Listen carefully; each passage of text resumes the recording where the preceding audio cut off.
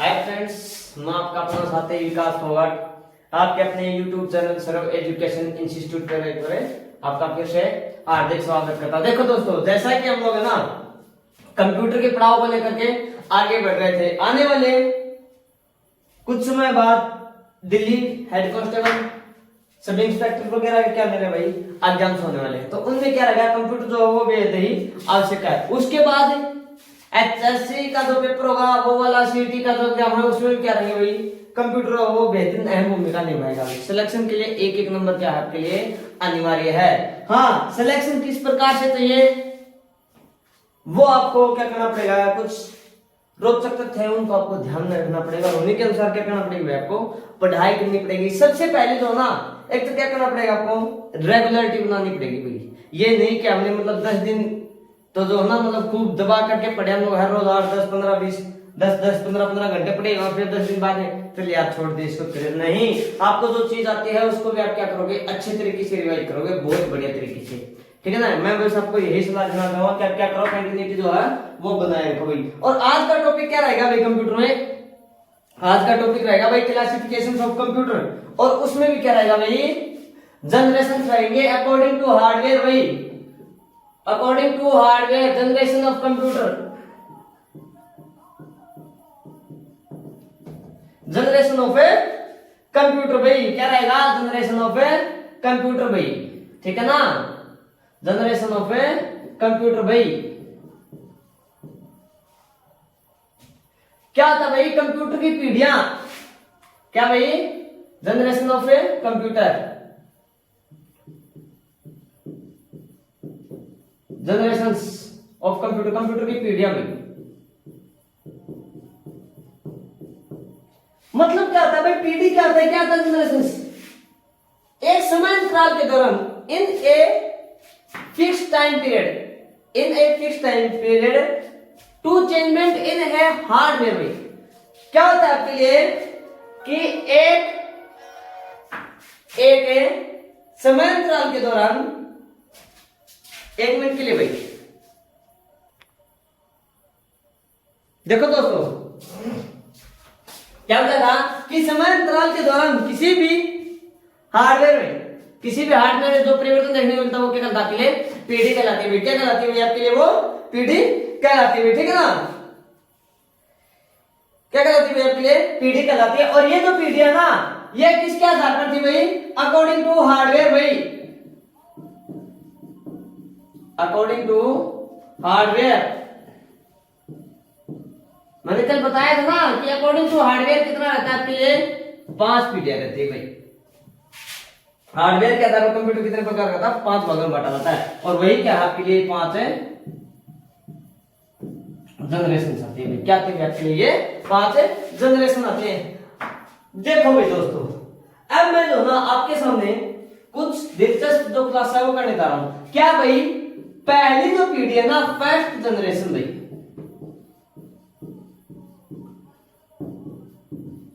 ये ध्यान से देखना भाई कब से कब तक थी। जनरेशन के मामले में आप जो ना क्या करते हो हर बार जो ना गलती कर ही कर जाते, क्यों, क्योंकि क्या होता है कुछ बुक जो है कोई डाटा दिखाते हैं, कुछ कोई और दिखाता है, गूगल कुछ अपना कुछ और ही दिखाता है, एसएससी जो वो अपना कुछ अलग मानती है। हाँ, ऑप्शंस लगभग आपको स्ट्रिक्ट मिल जाते हैं, लेकिन याद रखना पड़ेगा वो कब से कब तक रहती है भाई। मैंने क्या कहा भाई पहली जो जनरेशन है वो 1940 से वो 55 के बीच भी हो सकती है भाई। मैंने कहा ये जो जनरेशन है ये 1942 से लेकर के ये 1956 के बीच भी हो सकती है, ये 1955 है भाई, ठीक है ना। और यही जनरेशन 46 से 56 के बीच भी है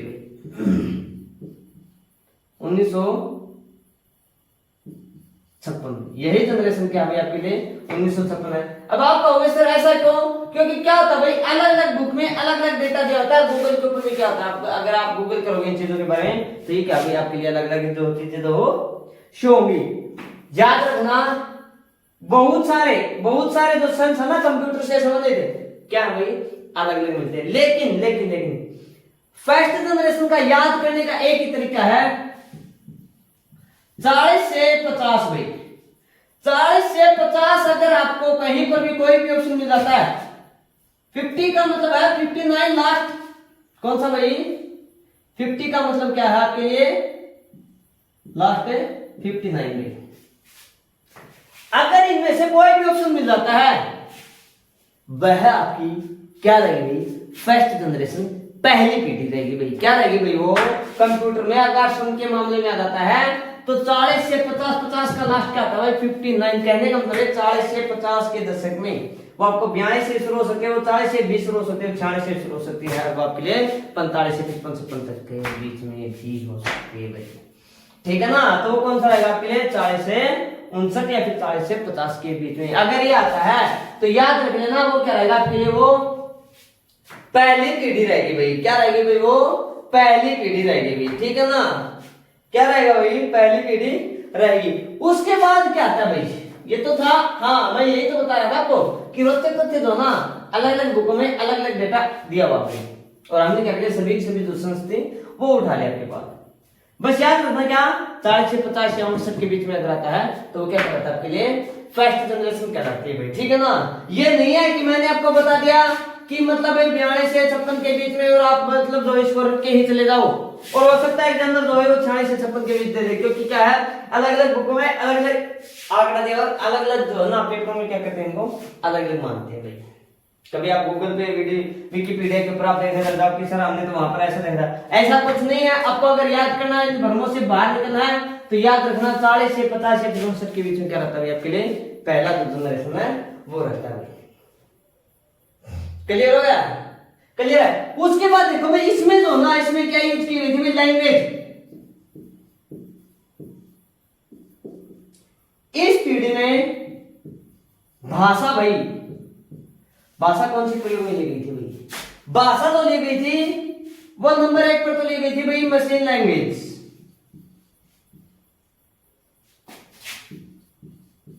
एक थी मशीन लैंग्वेज और दूसरा था आपके लिए क्या भाई? Assembly language. एक थी मशीन लैंग्वेज और दूसरा था आपके लिए क्या भाई? असेंबली लैंग्वेज भाई। ये वही लैंग्वेज है जिसने जो आपने पीछे मेमोरी के टॉपिक में अगर आपने पढ़ा हो तो 0 और 1 जो बाइनरी जो नंबर होते हैं उनको हम लोग क्या बोलते हैं भाई? बिट। वही बिट क्या करता है आपके लिए? मशीन लैंग्वेज कहलाई थी। अगर नहीं किया है तो लैंग्वेज का जब टॉपिक होगा तब मैं इनके ऊपर क्या करूंगा भाई? खुलासा जो हो जरूर करूंगा भाई। इनके ऊपर इस भाषा का प्रयोग है क्या कहता है? इसलिए पूछ लिया जाता पहली पीढ़ी में किस भाषा का प्रयोग किया गया था? मशीन भाषा का। या फिर मशीन भाषा कौन सी होती है? मशीनी भाषा। या फिर मशीन लैंग्वेज कौन सी होती है? 0 और 1 भाई। 0 और 1 ये जो आता है इनको क्या बोलते हैं लोग? बाइनरी नंबर या फिर बिट बोलते हैं भाई। क्या कहलाते हैं आपके लिए? मशीन लैंग्वेज कहलाते हैं। क्या कहलाते हैं भाई? वो आपके लिए मशीन लैंग्वेज कहलाते हैं। ठीक है ना? अब एक चीज बताओ भाई, अगर ये हो गया तो इसमें डिवाइस यंत्र के तौर के ऊपर क्या प्रयोग किया गया? इसमें वैक्यूम ट्यूब भाई। किसका प्रयोग किया गया भाई? इसमें वैक्यूम ट्यूब का प्रयोग किया गया। वैक्यूम ट्यूब और डायड बल्ब भाई। डायड बल्ब जिसको आप लोग बोलते हैं डायड बल्ब, DIODE भाई। Diode bulb. और अगर इसमें आप तीसरा यूज करना चाहो तो पंच कार्ड का भी आप लोग क्या करते हो भाई? यूज में ले सकते हो। लेकिन मेनली क्या आता है आपके लिए? इस वैक्यूम ट्यूब का ही प्रयोग किया जाता है भाई। क्या किया जाता है भाई? डिवाइस के तौर पर किसका प्रयोग करते हैं? वैक्यूम ट्यूब का प्रयोग करते हैं। कब बनी थी भाई ये वैक्यूम ट्यूब? जो थी ना ये 1904 में किसके द्वारा बनाई गई थी? John Fleming. 1904 में जॉन फ्लेमिंग ने क्या किया था भाई? इसको बनाया था भाई। किसको? इसी को, वैक्यूम ट्यूब को भाई। क्लियर होगा भैया? यहां तक का क्लियर हो गया? उसके बाद आता है भाई इसकी स्पीड। इस पीढ़ी की स्पीड जो थी वो किसमें मापी गई भाई? 10 की -3 भाई, जिसको हम लोग क्या बोलते हैं भाई? माइल सेकंड बोलते हैं भाई। 10 की पावर -3 और जिसको क्या बोला जाता है? माइल सेकंड के रूप में या फिर मिली सेकंड के रूप में भी क्या कहता है, इसको मापा जाता है भाई। किसके रूप में? माइल सेकंड के रूप में इसको मापा जाता है भाई। क्लियर होगा भाई? यहां तक का क्लियर होगा? उसके बाद क्या बता दिया भाई इसमें, वो देखो भाई, मैं रफ कर देता हूं भाई, इसको क्या कर देता हूं भाई, रफ कर देता हूं थोड़ा सा, देखो जरा।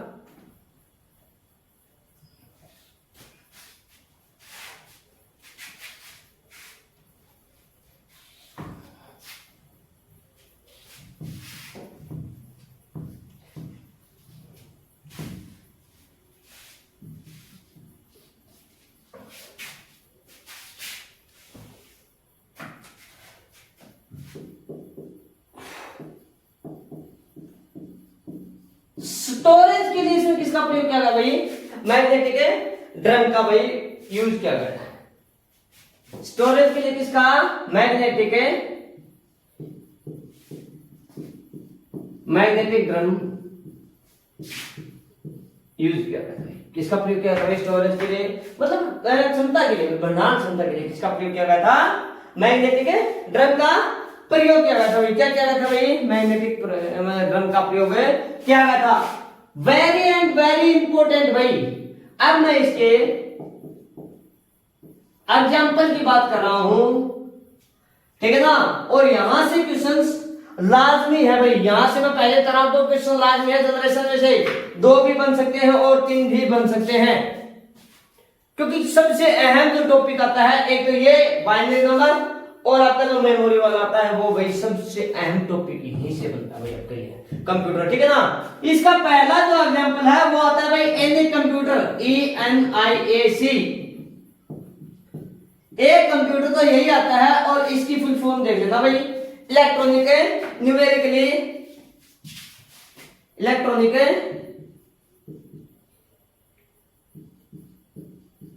न्यूमेरिकल इंटीग्रेटेड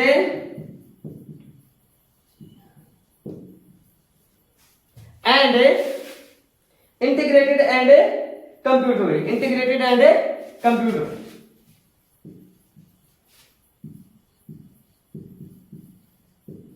देखना भाई, अब जो ना यहाँ कंप्यूटर की जगह यहाँ पर क्या दे सकता है आपको? कैलकुलेशन भी दे सकता है, लेकिन electronic numerical integrated and computer याद रखना क्या रहेगा आपके लिए? कंप्यूटर भी स्टिक रहेगा। क्या रहेगा आपके लिए? कंप्यूटर जो वो स्टिक रहेगा। आपको गलत करवाने के लिए क्या दे सकता है? कैलकुलेशन। हाँ, कंप्यूटर और कैलकुलेशन में से अगर कैलकुलेशन दे रखा है, जब भी कैलकुलेशन नहीं, हाँ कैलकुलेशन दे रखा है, कैलकुलेटर भी नहीं दे रखा हो, तो आप लोग क्या करते हो यहाँ पर उस ऑप्शन को आप सटीक कर सकते हैं। अगर कंप्यूटर न दिया, अगर कंप्यूटर दे रखा फुल फॉर्म में, तो पहली प्राइवेसी किसको जाती है? कंप्यूटर वाले को जाती है, ठीक है ना। पहला मॉडर्न कंप्यूटर भी क्या है? First modern computer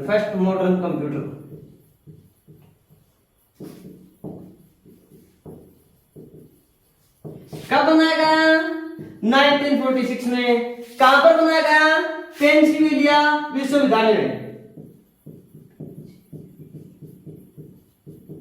Pennsylvania, Pennsylvania university में। पेंसिल्वेनिया विश्वविद्यालय, या फिर आप लोग लिख सकते कहां? अमेरिका में इसको तैयार किया गया था भाई। कहां पर तैयार किया गया था इसको? अमेरिका में तैयार किया। पहला मॉडर्न कंप्यूटर ये वाला। अगर मॉडर्न कंप्यूटर के फादर की बात आ जाती है, मॉडर्न फादर कंप्यूटर ऑफ कौन है भाई? एलन ट्यूरिंग है। कौन है भाई आपके लिए? एलन ट्यूरिंग आता है भाई, ठीक है। वैसे अगर बात आ जाए तो कौन है? Charles Babbage. और मॉडर्न कंप्यूटर की बात कर ले तो क्या सकता है आपके लिए? ये वाला मैं यहां पर लिख देता हूं, the father of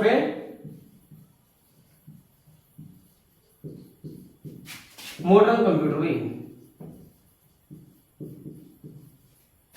modern computer कौन है भाई? Alan Turing. कौन है भाई? एलन ट्यूरिंग है भाई, ठीक है ना। कौन है आपके लिए? एलन ट्यूरिंग है भाई।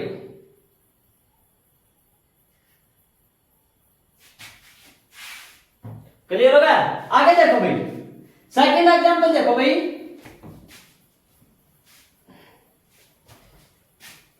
आज की क्लास में जो ना जनरेशन कंप्लीट नहीं होंगे तो 2 मैं आज करवा दूंगा और 3 नेक्स्ट क्लास में कंप्लीट कर, लेकिन चप्पे चप्पे की जानकारी के साथ। ऐसा नहीं है कि भैया हमने आए और फिर मतलब घुमा दिया। आ गया था भाई, क्या आ गया था के लिए, क्या था भाई, एडवर्ब भाई, क्या था भाई, एडवर्ब, EDVAC। फुल फॉर्म क्या थी भाई, इलेक्ट्रॉनिक डिस्क्रिएटेबल भाई, इलेक्ट्रॉनिक डिस्क्रिएटेबल भाई, इलेक्ट्रॉनिक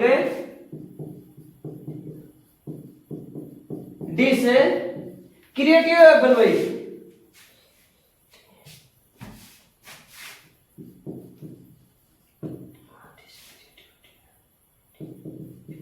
डिस्क्रिएटेबल है, इलेक्ट्रॉनिक डिस्क्रिएटेबल वेरिएबल ऑटोमेटिक है, डिस्क्रिएटेबल है वेरिएबल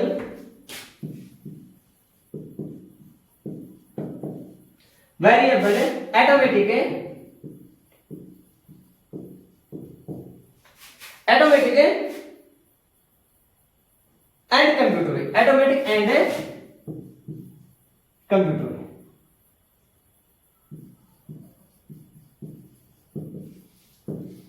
दूसरा एग्जाम्पल अभी है। आगे अगर मैं बात करूं तो आता है यूनिवेक, यूनिवर्सल, यूनिवर्सल ऑटोमेटिक है, ऑटोमेटिक या फिर एडवांस्ड कंप्यूटर है, यूनिवर्सल है, ऑटोमेटिक है या फिर advanced computer. First business computer भाई, फर्स्ट बिजनेस कंप्यूटर, पहला व्यापारिक कंप्यूटर कौन सा था भाई, यूनिवेक था। कौन सा था भाई, यूनिवेक था, ठीक है ना। और फर्स्ट मतलब मॉडर्न कंप्यूटर कौन सा था, एनएक था भाई। कौन सा था भाई, एनएक था। उसके बाद आता भाई आईबीएम भाई, आईबीएम 701, आईबीएम 701 वेरी इंपोर्टेंट है भाई, आईबीएम 701। आईबीएम का मतलब क्या था, इंटरनेशनल बिजनेस मशीन है भाई,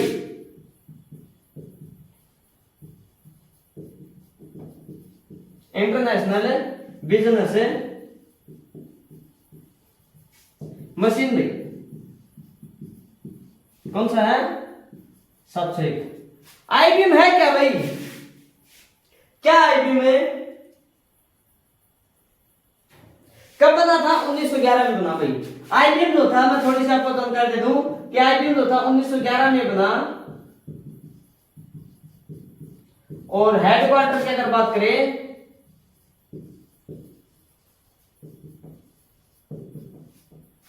हेडक्वार्टर भाई, ओके, तो कहां पर भाई, यूएस में है। कौन सा भाई, यूएस में, यूनाइटेड स्टेट है अमेरिका में। आईबीएम कंपनी कब बनी थी, 1911 में। हेडक्वार्टर कहां पर है, हेड ऑफिस कहां पर है इसका, हेडक्वार्टर है अमेरिका में। कहां पर भाई, अमेरिका में। उसके बाद आता भाई एडसेक, EDSAC भाई, क्या था भाई उसके बाद है एडसेक भाई। एडसेक का मतलब क्या था, electronic delay storage automatic computer भाई, electronic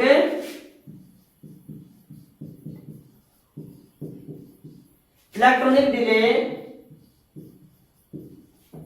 electronic delay storage automatic computer में, electronic delay storage automatic computer भाई, electronic delay storage automatic computer. Clear होगा यहां तक का। तो ये थे भाई एनिक, एडवेक, यूनिवेक, आईबीएम 701 और एडसेक, पहली पीढ़ी के कंप्यूटर। फुल फॉर्म याद रखना, मैंने लिखवा दी है, और जो इंपोर्टेंट जो फैक्ट था वो भी मैंने लिखवा दिया भाई, ठीक है ना। क्लियर होगा यहां तक का। अगर भाई वीडियो अच्छी लग रही है ना, वीडियो क्या करना, प्लीज लाइक करना। अगर वीडियो अच्छी ना लग रही है तो प्लीज क्या करना भाई, वीडियो को डिसलाइक जरूर करना भाई।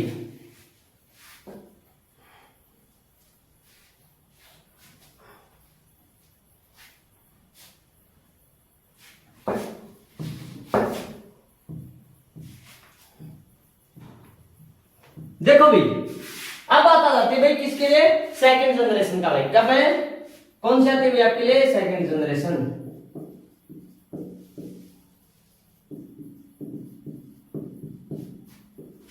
कौन सी, द्वितीय पीढ़ी।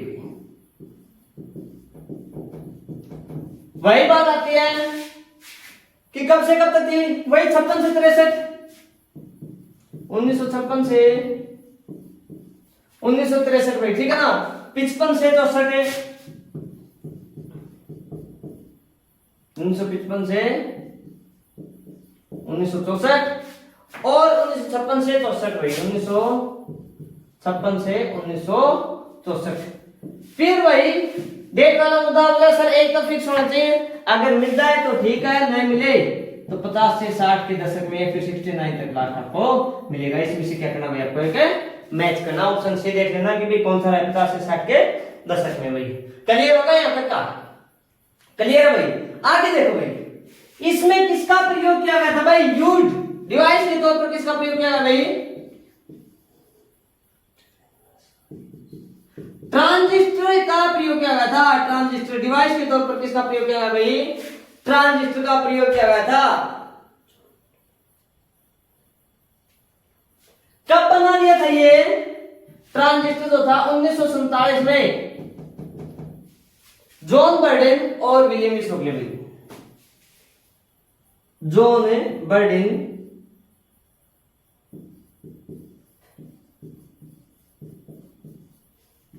And William B Shockley, William B Shockley. किसने बनाया भाई, जॉन बर्डेन और विलियम बी शोकले। क्या कर दिया था इसको बनाने, 1947 में जॉन बर्डेन और विलियम बी शोकले ने बनाया भाई, और इसको यूज में भी इन्होंने लिया, यूज में भी इन्होंने ही लिया भाई इस ट्रांजिस्टर को, ठीक है ना। और इनके लिए इनको प्राइज भी मिला हुआ 56 में, तो जॉन बर्डेन को नोबेल प्राइज मिला और विलियम शोकले का भाई 56 में भी। अगर नोबेल प्राइज की बात करें, ये 56 में हो रहे थे, 63 के अंतर्गत मिला था, ठीक है ना। हाँ जी, देखो भाई स्पीड जो आती है, इसकी स्पीड गति,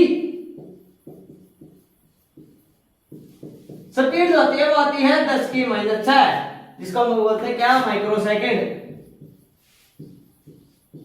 कहता भाई माइक्रो सेकेंड आता है, ठीक है ना।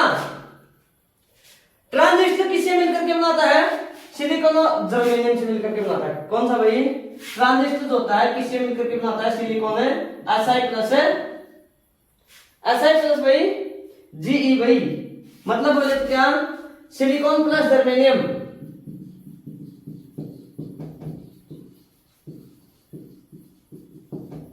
सिलिकॉन प्लस जर्मेनियम होता है, और 90% सिलिकॉन होता है और 10% आपका क्या था इसमें, जर्मेनियम होता है भाई, ठीक है ना। सिलिकॉन प्लस जर्मेनियम होता है इसमें। आगे देखो भाई, मैं रफ कर दूं इसको, आगे देखो।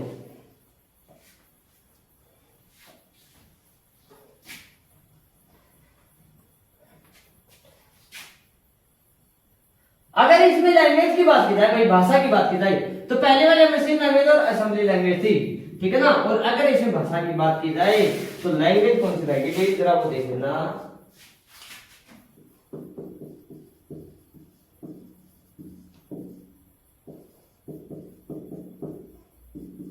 कौन सा भाई, फोर्ट्रन, फोर्ट्रन और कोवल भाई, कौन सा रहेगा भाई, कोवल। इनकी फुल फॉर्म है, तो इनके बारे में बतावा, फॉर्मूला ट्रांसलेशन होता भाई।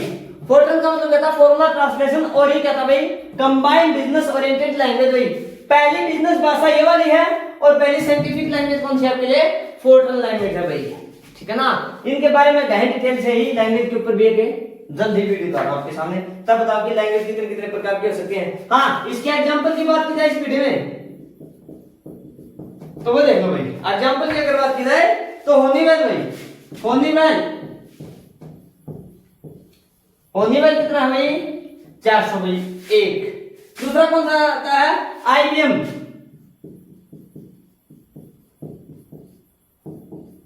IBM कौन सा भाई?